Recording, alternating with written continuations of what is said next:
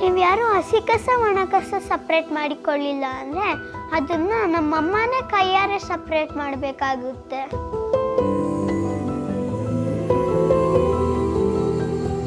ಅಷ್ಟೊಂದು ಗಲೀಜು ವಾಸನೆ, ನಮ್ಮಮ್ಮಂಗೆ ಮನೆಗೆ ಬಂದು ಊಟ ಮಾಡೋಕ್ಕೆ ಕಷ್ಟ ಆಗುತ್ತೆ.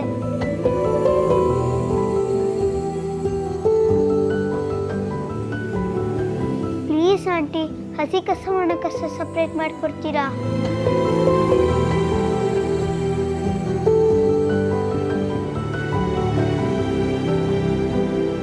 ನಮ್ಮಮ್ಮನೂ ಊಟ ಮಾಡಬೇಕಲ್ವಾ ಆಂಟಿ?